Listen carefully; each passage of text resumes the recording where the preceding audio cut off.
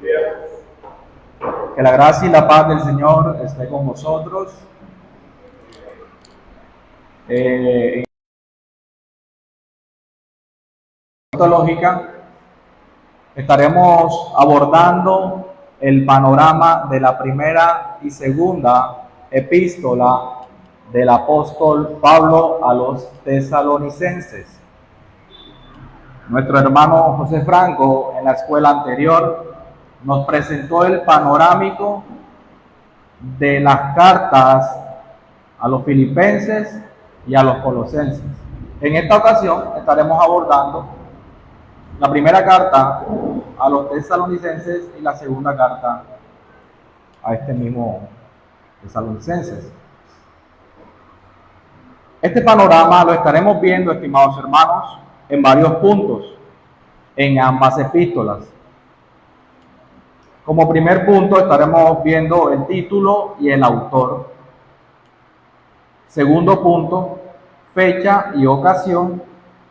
Tercer punto, género literario. Cuarto punto, distintivos literarios. Quinto punto, características y temas principales. Sexto punto, teología de primera y segunda epístola a los tesalonicenses. Y antepenúltimo punto, primera y segunda epístola del apóstol Pablo a los tesalonicenses en la historia de toda la Biblia. Y por último, estaremos viendo Cristo en las dos epístolas del apóstol Pablo a los tesalonicenses. De qué manera nosotros vemos a Cristo en estas dos cartas a los tesalonicenses. Y para iniciar, pues estaremos abordando la primera epístola del apóstol Pablo a los tesalonicenses.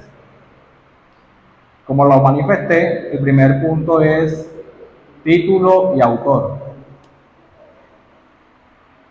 Hermanos, el autor de esta epístola se identifica como el apóstol Pablo. Como lo podemos ver en el primer capítulo, versículo 1. ¿Quién me puede colaborar con este texto bíblico? Primera de Tesalonicenses, capítulo 1, versículo 1. Aquí vemos cómo el autor de esta epístola se identifica como el apóstol Pablo. Capítulo 1, versículo 1. Pablo, Silvano y Timoteo, a la iglesia de los tesalonicenses, que Dios Padre y el Señor Jesucristo. Gracia y paz sean a vosotros, de Dios nuestro Padre y del Señor Jesucristo. De hecho, también en el capítulo 2, versículo 18, también encontramos cómo Pablo se identifica como el autor de esta carta. Por lo cual quisimos que a vosotros, yo Pablo ciertamente una y otra vez, pero Satanás nos escondió. Gracias, hermana. La autenticidad de Primera de Tesalonicenses ha sido desafiada en ocasiones, aunque sin mucho éxito. No se pueden detectar con certeza las contribuciones de Silas, Silvano y Timoteo, nombrados por Pablo como coautores. Es posible, estimados hermanos, que ciertas peculiaridades de estas cartas, en comparación con el resto de los escritos paulinos, se deban a la influencia de algunos de estos compañeros cercanos al apóstol Pablo. Ahora vamos a avanzar. Ya en esta parte que acabamos de ver, vemos que la autenticidad como tal del autor de esta carta es el apóstol Pablo. Eso queda claro. Ahora vamos a avanzar con la fecha y ocasión, el segundo punto de Primera de Tesalonicenses, de este libro. Fecha y ocasión. La ciudad de Tesalónica recibió su nombre en honor a la hermana de Alejandro Magno. Fue fundada aproximadamente en el año 315 a.C. por su esposo, el rey Casandro de Macedonia, en tiempos de Roma, Tesalónica era una capital provincial con más de 200.000 habitantes. En su segundo viaje misionero, Pablo y sus acompañantes, Silas y Timoteo, llegaron a Tesalónica por tierra desde Filipos, donde habían sido maltratados, como lo podemos evidenciar en Primera de Tesalonicenses, capítulo 2, versículo 2. Alguien que me pueda colaborar con este texto bíblico. Voy a repetirlo, mis hermanos. Primera de Tesalonicenses, capítulo 2, versículo 2. Vemos, adelante. Pues habiendo antes padecido y sido ultrajados en Filipos, como sabéis, tuvimos de fuego en nuestro Dios para anunciar el Evangelio de Dios en medio de gran oposición. Gracias, pastor. Vemos como claramente aquí Pablo y sus acompañantes, Silas y Timoteo, habían sido maltratados en esta localidad. También lo vemos en Hechos 17:2.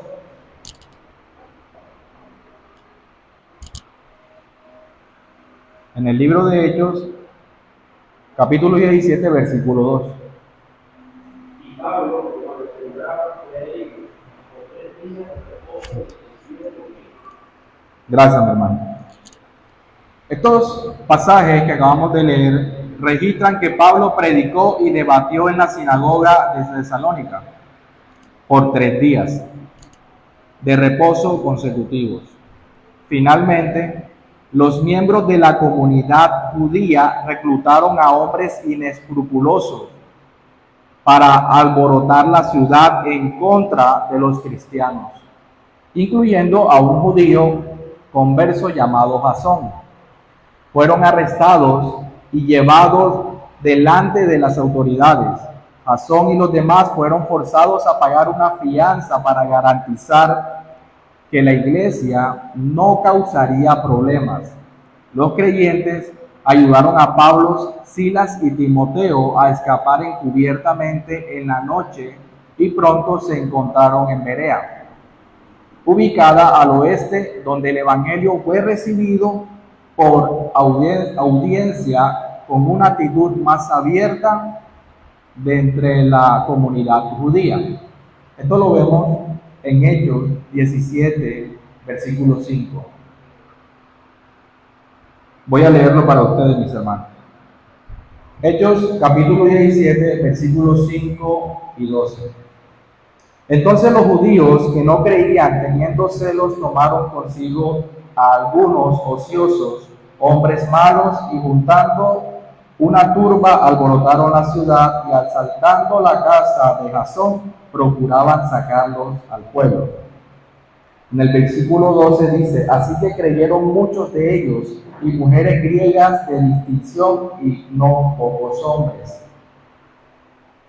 A pesar de la existencia de la sinagoga, evidencia una mayor presencia judía en Tesalónica que en Filipos.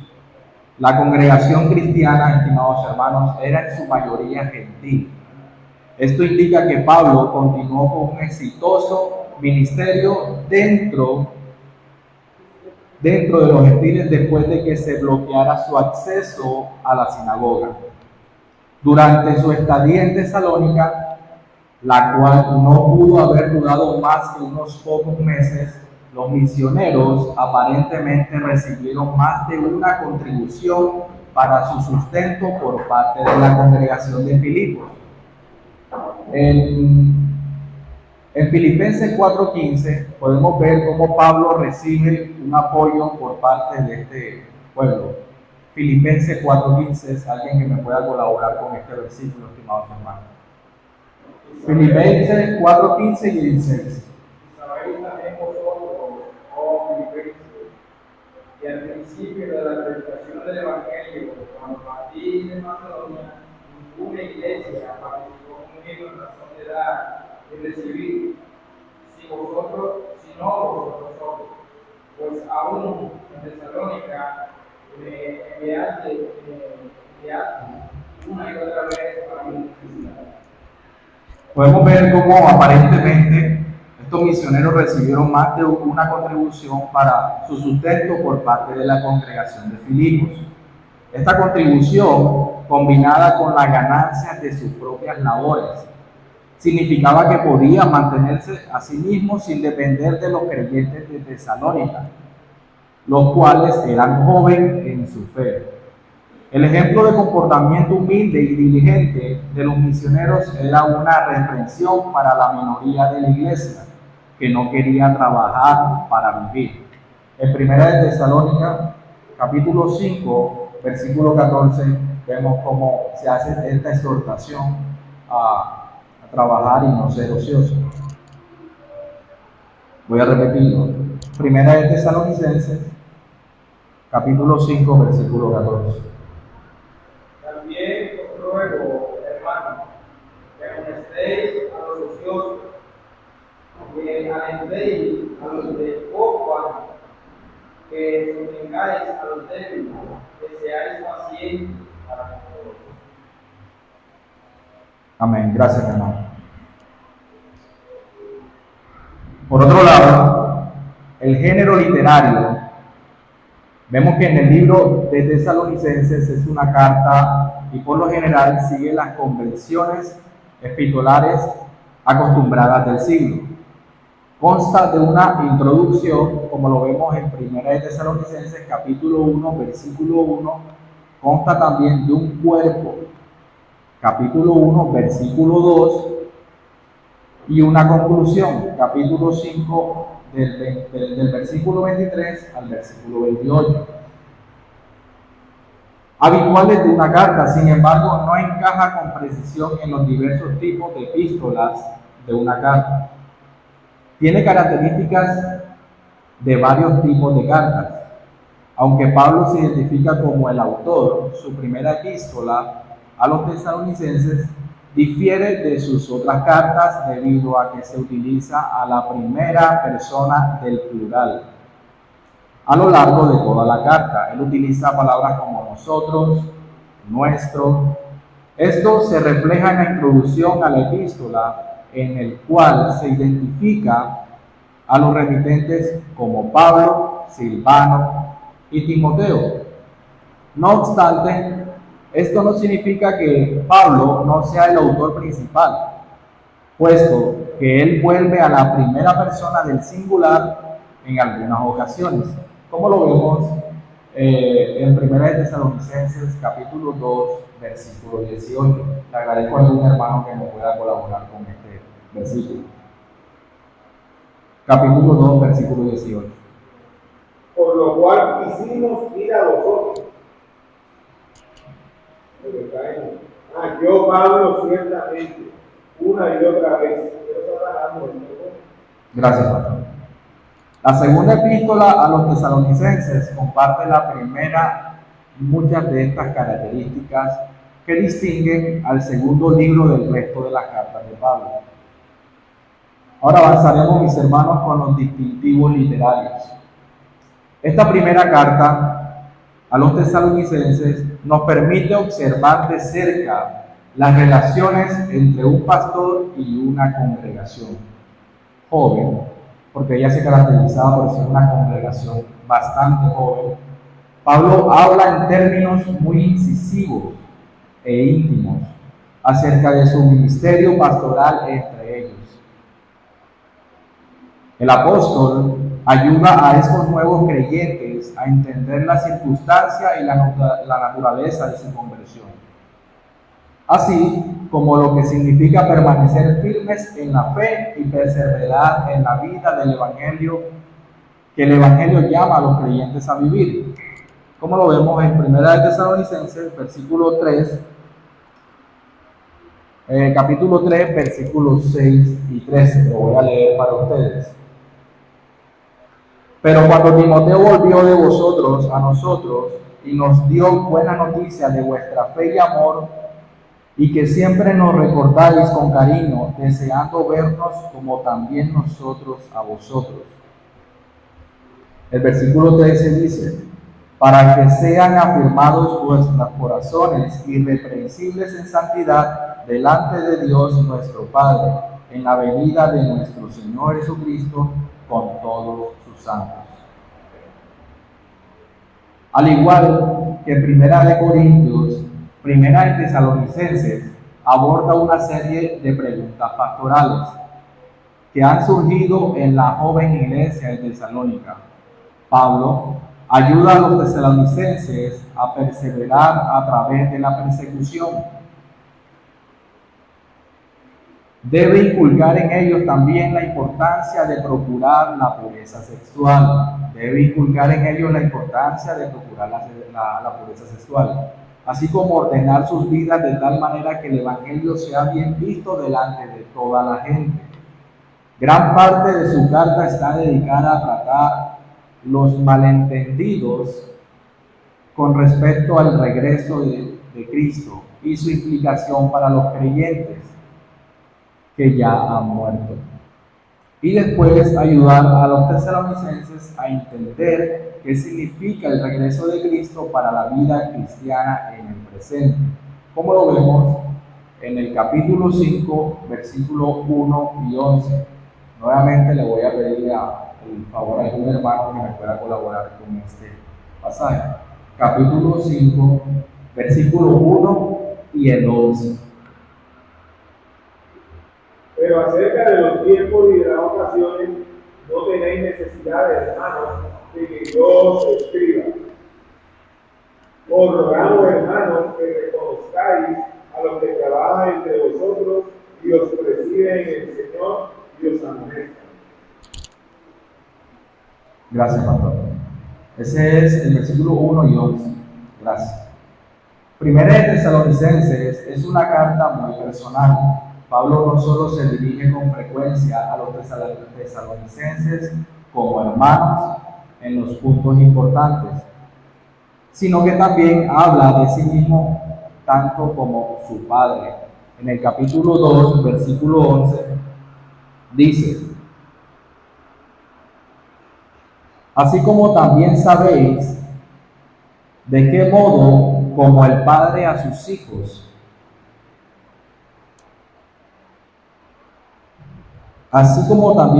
sabéis de qué modo, como el Padre a sus hijos, exhortábamos y consolábamos a cada uno de vosotros.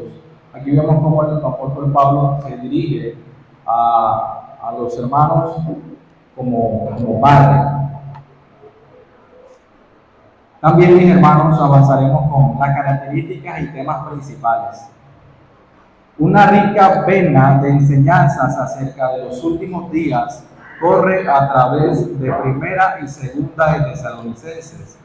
La predicación de Pablo en Atenas, registrada en Hechos 17, confirma que su estrategia entre las audiencias no judías en la época en que escribió estas epístolas era enfatizar en el juicio futuro, como lo vemos en Primera de Tesalonicenses, capítulo 4, versículo 6. ¿Algún hermano que me colabore con este pasaje?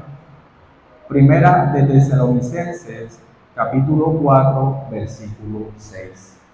Ninguno grave ni engañe en nada, hermano, porque el Señor es el dador de todo esto, como Dios os he dicho y testificado. Gracias, hermano. El regreso de Cristo ocurrirá en lo que Pablo denomina el día del Señor.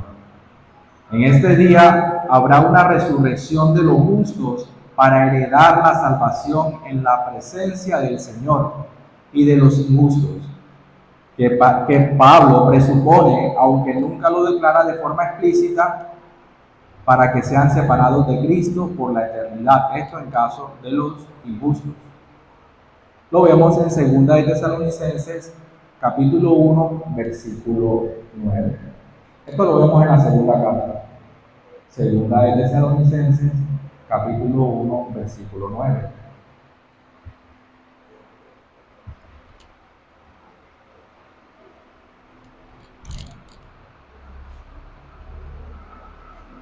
Los cuales sufrirán pena de eterna perdición, excluidos de la presencia del Señor y de la gloria de su poder. Vemos claramente que no solamente los justos serán resucitados para una vida eterna con nuestro Señor Jesucristo, sino que también los justos también serán rejuiciados para condenación y estar separados de la presencia de nuestro Señor. El fin será procedido por una apostasía muy extensa y la aparición de un diabólico hombre de pecado. Dado que esta persona todavía no había aparecido, aquellos en la congregación que decían que el día del Señor ya había llegado, estaban equivocados y había que callarlos. Avanzaremos con el siguiente punto, que es la teología de Primera de Tesalonicenses. Esta carta busca ayudar a los creyentes a entender el Evangelio y sus implicaciones para la vida diaria. Pablo le recuerda que antes de Cristo eran idólatras. Por la gracia de Cristo, que fue destinada antes del tiempo, ellos se convirtieron a Dios para servir al Dios vivo y verdadero. Jesús, su Salvador, ha muerto por sus pecados y resucitó de entre los muertos por ellos. Por esta razón, ellos no recibirían la ira, sino la salvación de Dios. Ellos son partícipes de la muerte y resurrección de Jesucristo, y ni siquiera la muerte puede romper su unión con Cristo, como lo vemos en 1 Tesalonicenses capítulo 4, versículo 14. Voy a leerlo para ustedes. Dice la palabra del Señor: porque si creemos que Jesús murió y resucitó, así también traerá Dios con Jesús a los que durmieron en él. Ese versículo es bastante claro con referente a los que ya han muerto y que estarán también gozando en la presencia del Señor.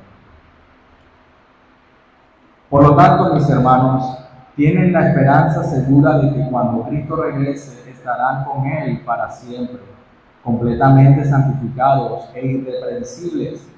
Pablo también se preocupa por recordar a los tesalonicenses el ministerio del Espíritu. Fue el Espíritu quien hizo que el Evangelio, la palabra, llegara con poder y plena convicción. En el siguiente punto estaremos hablando de Primera de Tesalonicenses en la historia de toda la Biblia, viéndole un contexto en todo el canon de las Escrituras. Y vemos que Dios siempre ha llamado a su pueblo a la santidad. Después de redimir a los israelitas, su pueblo del antiguo pacto, de la esclavitud en Egipto, el Señor les dijo que tenían que ser santos como Él es santo, y que Él era quien los santificaba. El mismo patrón está presente en esta epístola. Dios ha redimido a su pueblo a través de la muerte y resurrección de su Hijo. Los ha redimido precisamente, mis hermanos, para que puedan vivir vidas santas. Los creyentes van en pos de este patrón bíblico de santidad, sabiendo que Dios mismo completará y perfeccionará esa obra el día que Cristo regrese, como lo podemos evidenciar en el capítulo 5, versículos 23 y 24. Lo voy a leer para ustedes, mis hermanos. Dice la palabra del Señor: y el mismo Dios de paz os santifique por completo, y todo vuestro ser, espíritu, alma y cuerpo sea guardado irreprensible para la venida de nuestro Señor Jesucristo. Fiel es el que os llama, el cual también lo hará. Y por último, en esta primera carta a los tesalonicenses estaremos abordando el último punto, que es cómo vemos a Cristo en Primera de Tesalonicenses. Pablo no deja duda al lector sobre la deidad de Jesucristo.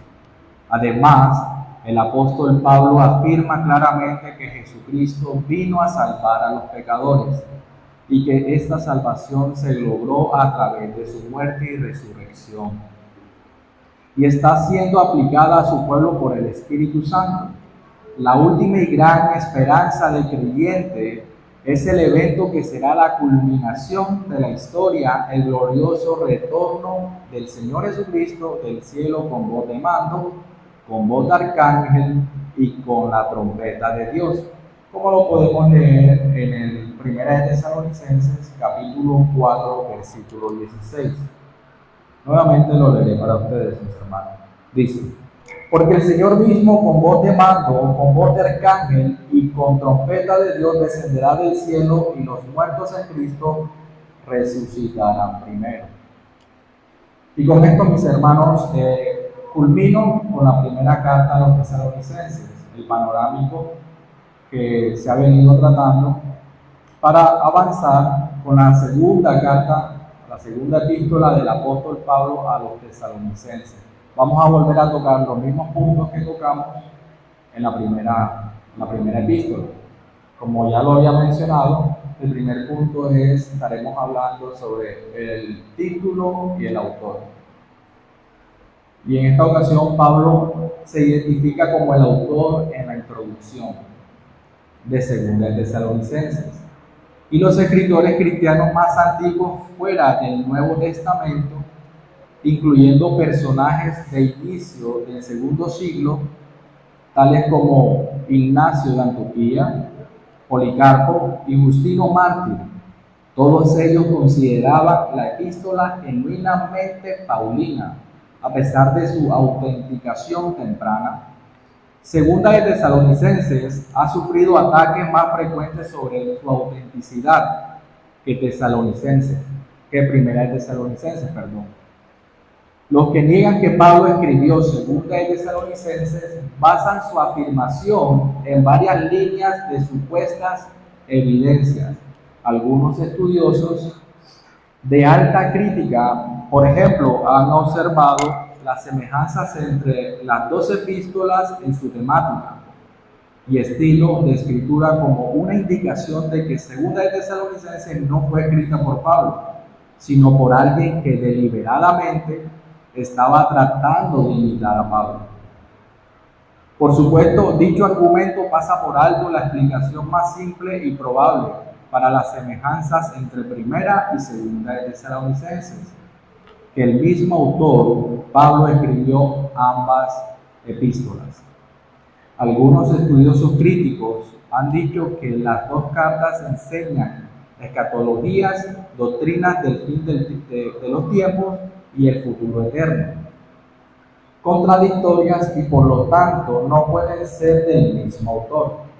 De acuerdo con estos individuos, la primera epístola enseña un inminente retorno de Cristo, mientras que Segunda de Tesalonicenses insiste en que ciertos eventos intermedios deben ocurrir antes del retorno de Cristo.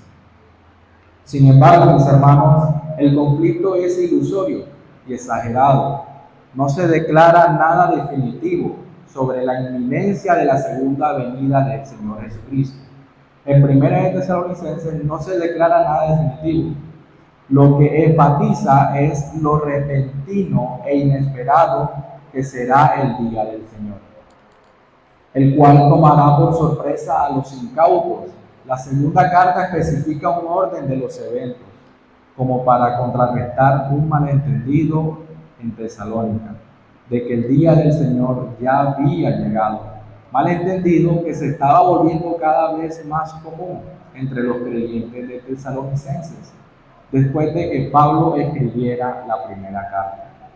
Además, los mismos dos puntos, su retorno repentino y un orden de los eventos, encuentran un paralelo en las propias enseñanzas de nuestro Señor Jesucristo acerca del futuro, como lo vemos en Mateo capítulo 24, versículo 14.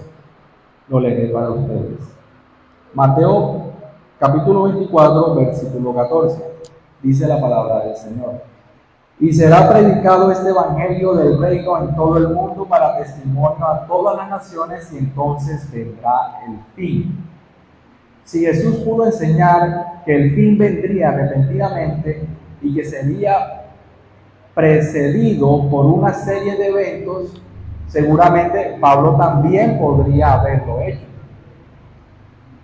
Es de simple lógica, mis hermanos. Estaremos avanzando con el segundo punto, que es la fecha y ocasión. La fecha y la ocasión de esta epístola menciona una carta anterior de Pablo.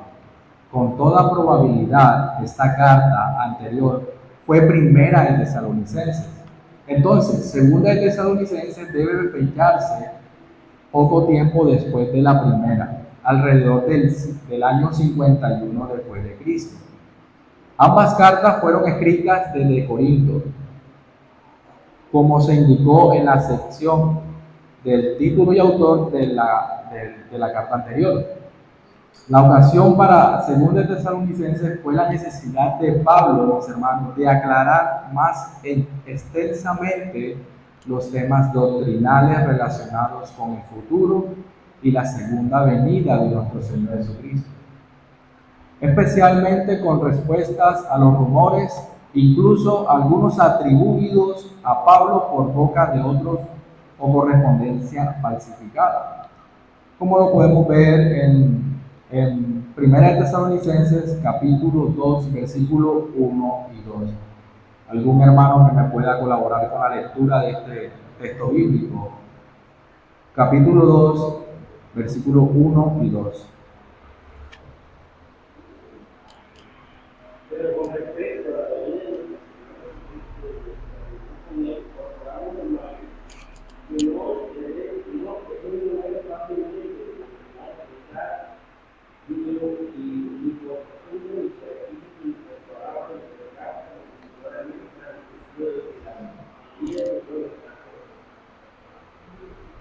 Gracias, hermano.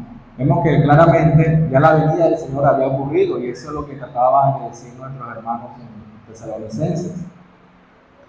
Habiendo culminado con este punto, hermanos, avanzaremos con el género literario. Género literario de esta segunda carta a los tesalonicenses.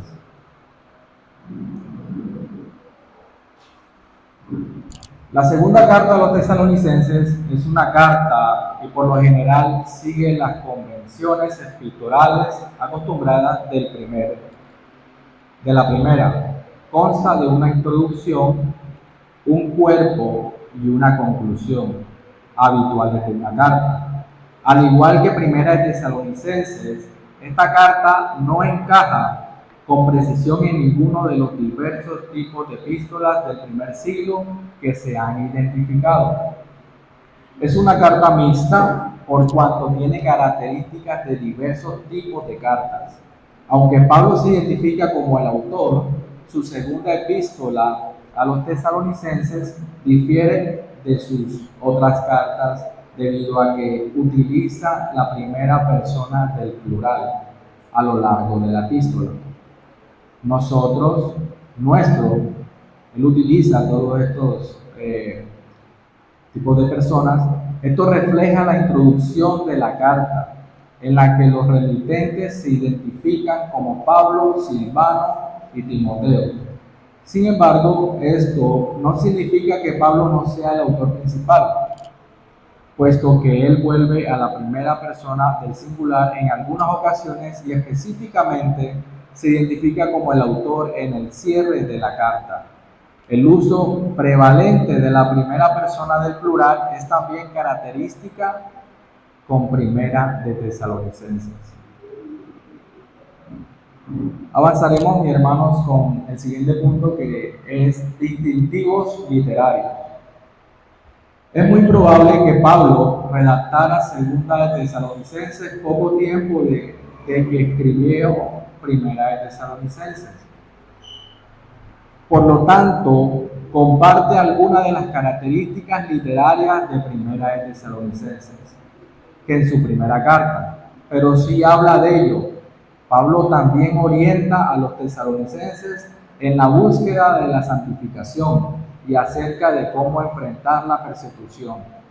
Dos preocupaciones pastorales que Pablo abordó en primera de Tesalonicenses reaparecen en esta epístola: la instrucción acerca del regreso de Cristo y la importancia de la diligencia en los llamados que el Señor ha asignado a cada cristiano. Esta carta, mis hermanos, continúa con el patrón de Pablo encontrado en primera de Tesalonicenses. se dirige a estos cristianos en términos familiares. Él se dirige a ellos como hermanos 7 veces en esta carta corta de la epístola, aunque Pablo aborda algunas cuestiones pastorales difíciles en esta carta. Lo hace con el mismo afecto familiar que mostró en Primera de Tesalonicenses.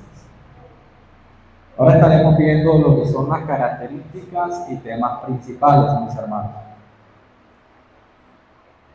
Después de enviar su primera carta a la iglesia de Tesalónica, Pablo recibió informes adicionales sobre la congregación. Había motivos para regocijarse por su continuo crecimiento en fe, amor y paciencia. ¿Cómo lo podemos evidenciar? En 2 de Tesalonicenses, capítulo 1, versículos 3 y 4.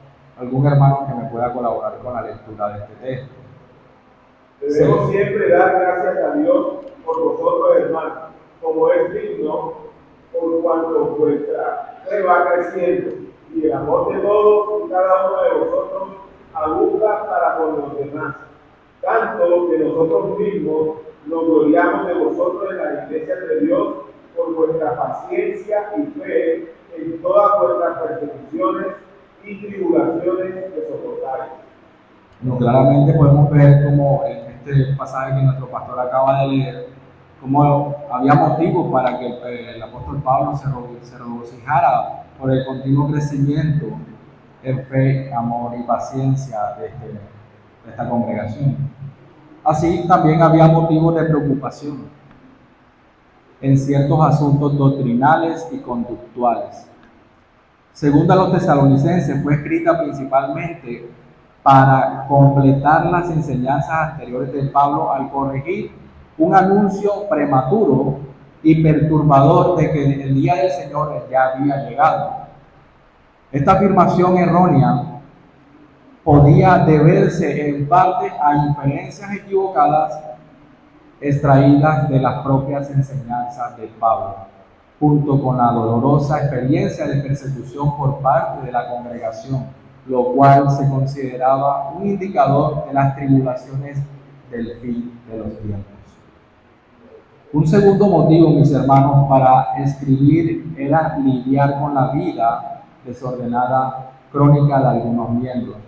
Su comportamiento se había mantenido sin corrección. Desde la última carta y de hecho, desde que los misioneros estuvieron presentes, se los exhortó incluso en ese tiempo en un intento de rectificar la situación, pero de acuerdo con reportes recientes, las cosas solo habían empeorado. Muchos estudiosos creen que la causa de inactividad era la expectativa errónea de que el regreso del Señor podría suceder tan pronto, que trabajar para vivir equivalía a una falta de fe. Alguna conexión entre una escatología deficiente y una conducta errónea de este tipo ocurrió en el contexto de los tesalonicenses. Sin embargo, debe aclararse que Pablo nunca llega a esta conclusión por sí mismo, dado que muestra que el problema había surgido mientras los misioneros todavía estaban en Tesalónica. Es poco probable que los errores escatológicos hayan gestado el problema, aunque pudieron haber provisto una excusa conveniente para continuar con ello. Mis hermanos, avanzaremos con el siguiente punto, que es teología de Segunda de Tesalonicenses. La teología de Segunda de Tesalonicenses. Esta carta es rica en instrucciones acerca del retorno de Cristo. Sirve como complemento y también como promoción de sus enseñanzas anteriores en Primera de Tesalonicenses. En particular, Pablo enfatiza las implicaciones del regreso de Cristo, tanto para incrédulos como para creyentes. Jesús aparece con sus poderosos ángeles en llama de fuego, dando retribución a los que no conocen de Dios y a los que no obedecen al Evangelio de nuestro Señor Jesús. Como lo podemos ver en segunda de Tesalonicenses, capítulo 1, versículos 7 y 8. Segunda de Tesalonicenses, capítulo 1, versículos 7 y 8. Lo voy a leer para ustedes. Y a vosotros que sois atribulados, daros reposo con nosotros cuando se manifieste el Señor Jesús desde el cielo con los ángeles de su poder, en llama de fuego, para dar retribución a los que no conocieron a Dios ni obedecen el Evangelio de nuestro Señor Jesucristo. Pablo habla de este juicio justo desde dos aspectos. En primer lugar, los incrédulos serán echados de la presencia del Señor y la gloria de su poder. Es decir, la presencia favorable de nuestro Señor Jesucristo con su pueblo. En segundo lugar, sufrirán el castigo eterno de destrucción en el infierno, como lo manifiesta el mismo capítulo, pero en el versículo 9. Lo leeré para ustedes. Los cuales sufrirán pena de eterna perdición, excluidos de la presencia del Señor y de la gloria de su poder.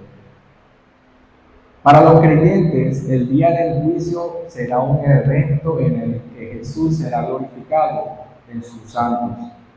Y para ser admirado entre todos los que han creído, Pablo le da esta enseñanza un uso práctico. El regreso de Cristo debería estimular a los creyentes a las buenas obras en el presente, mientras se aferran a la palabra de Dios. No debemos cansarnos de hacer el bien, porque sabemos que fiel es el Señor, que os fortalecerá y protegerá del maligno. Vamos a leer el capítulo 3, versículo 3 y el versículo 13. Lo leeré para ustedes. Miren lo que dice la palabra del Señor en este pasaje, hermanos. Pero fiel es el Señor, que os afirmará y guardará del mal. Y el versículo 13 dice: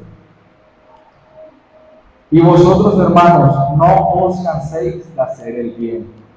Además, esta rica enseñanza sobre la segunda venida de Cristo, segunda de Tesalonicenses, comparte con la primera epístola un énfasis importante en la deidad de Cristo.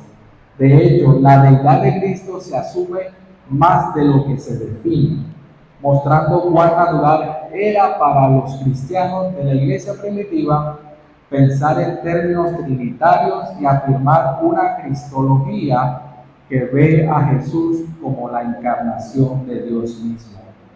Específicamente, el Hijo de Dios es Dios mismo. Y con esto culmino este punto, mis hermanos, para avanzar con 2 de Tesalonicenses en la historia de toda la Biblia. Repito, 2 de Tesalonicenses en la historia de toda la Biblia. Los profetas del Antiguo Testamento hablan con frecuencia de forma poderosa del día del Señor. En este día, el Señor viene a la tierra para traer salvación y juicio, no solo para Israel y sus enemigos, sino para todo el mundo. Los salmos a menudo celebran la venida de nuestro Señor Jesucristo para juzgar al mundo en justicia. El Nuevo Testamento nos dice que en Jesucristo el día del Señor ya ha sido inaugurado. Cristo ha asegurado la salvación para toda clase de personas, judíos y gentiles. Lo logró siendo obediente hasta la muerte en la cruz, donde cargó con el juicio por los pecados de su pueblo. Y al resucitar gloriosamente de entre los muertos, sin embargo, el Nuevo Testamento también establece que el día del Señor no ha llegado todavía en su forma definitiva y completa. Un día Jesucristo regresará en gloria, no para soportar el juicio, sino para traer juicio sobre todas las personas. Para los impíos, la perspectiva de esta segunda venida debería ser un gran temor y debería estimularnos al arrepentimiento y la fe en Cristo. Sin embargo, para los piadosos, el regreso de Cristo es algo que se espera ansiosamente y esta esperanza transforma nuestras vidas en el presente. Y con esto, mis hermanos, avanzaré al último punto de esta segunda carta a los tesalonicenses, que es Cristo en segunda de Tesalonicenses. Y estaremos hablando de cómo podemos ver a Cristo en esta segunda carta de Tesalonicenses. Hermanos, al hablar de una manera tan detallada y gráfica del juicio de Cristo, Pablo nos recuerda que Jesucristo es justo. Hoy es el día de misericordia, cuando el Evangelio está en marcha y los elegidos de Dios son llevados a la fe en Cristo a través de la palabra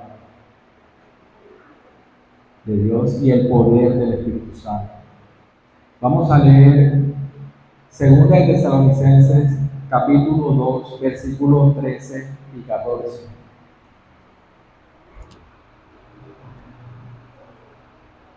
Pero nosotros debemos dar siempre gracias a Dios respecto a vosotros, hermanos amados por el Señor, de que Dios os haya escogido desde el principio para salvación mediante la santificación por el Espíritu y la fe en la verdad.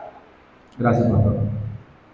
Mis hermanos, todos, absolutamente todos están invitados a venir a Cristo por el camino de la fe y arrepentimiento. Sin embargo, cuando Cristo regrese, ese día de misericordia llegará a su fin. El impenitente enfrentará a Jesús como su juez justo. Pablo presenta esta realidad a los creyentes para ayudarlos a perseverar en medio de las aflicciones. Necesitamos saber que nuestro Dios es justo y que las aflicciones de su pueblo no quedarán sin respuesta en el día del juicio final. Como lo podemos ver en capítulo 1, versículos 5 al 7 de segunda de Tesalonicenses.